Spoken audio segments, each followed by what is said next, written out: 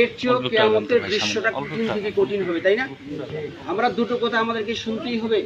আমরা এমন এক মাইয়াতে জানাজার নামাজে অংশগ্রহণ করেছি, উনি তো মহা সৌভাগ্যবান, আপনি আমিও সৌভাগ্যবান। ইলম শিক্ষা করার জন্য যদি কেউ যায়, বিশ্বনবী রাসূল আকরাম সাল্লাল্লাহু আলাইহি ওয়াসাল্লাম বলছেন তার জন্য একে ফেরেশতারা পাখা বিছাই দেয়, সুবহানাল্লাহ।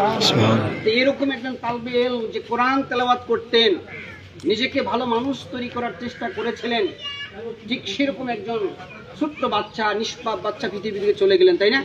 তার বাবা এখানে উপস্থিত, আমরা প্রাণ খুলে তার জন্য দোয়া করছি, আল্লাহ তাআলা ওনার জীবনের সমস্ত গুনাহগুলো তুমি মাফ করে দাও।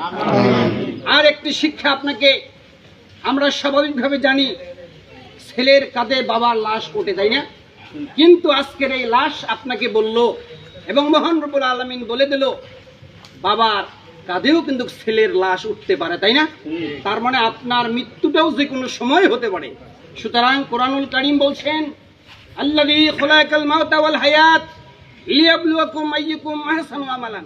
আমি মহান রব্বুল আলামিন তোমাকে জীবন দিব, আমি মহান রব্বুল আলামিন তোমাকে মৃত্যু দেব, তাই না? সুতরাং আমি দেখতে চাই জীবন এবং মৃত্যুর মধ্যবর্তী সময় ইনি সময় পেয়েছেন 15 বছর, আপনি সময় পেয়েছেন 60 বছর।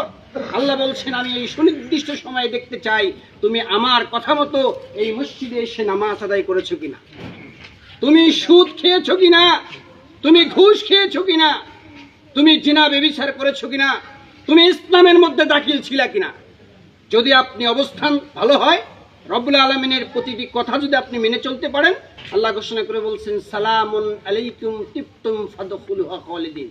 দুনিয়া থেকে তুমি বিতাড়িত হবে, বিদায় হয়ে যাবে, আর কবরে যাওয়ার সাথে সাথে ফেরেশতা তোমাকে বলবে স্যালুট, সালামুন আলাইকুম, হে সালাম, হে প্রশান্ত আত্মা, তুমি ভালো মানুষ ছেড়ে আল্লাহর কথা মতো জীবন যাপন করেছিলে, নাও লাল গালিসের সংবর্ধনা গ্রহণ করো আর জান্নাতের ভিতরে প্রবেশ করো। সুবহানাল্লাহ।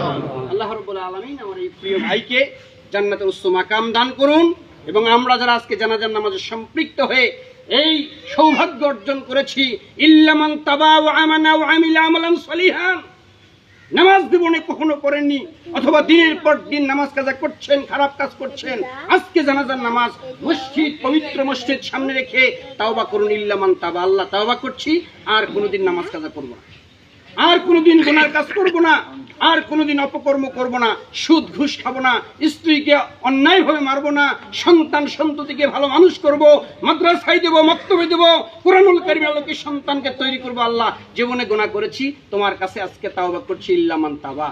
আল্লাহ ঈমান গ্রহণ করছি, এখন থেকে প্রতিটি মুহূর্তে আমি ভালো কাজ করব। ফাআম্মা মান খাফা মাকামা রাব্বিহি, তোমাকে ভয় করে জীবন পরিচালনা করব। আল্লাহ তাআলা আমার তওবাকে কবুল করুন। আমি বিশ্বাস করি মহান আল্লাহ ঘোষণা করে বলছেন এভাবে যদি তওবা করতে পারো, ঈমান গ্রহণ করতে পারো, পূর্বের সব গুনাহগুলো মাফ করে দেব। সুবহানাল্লাহ।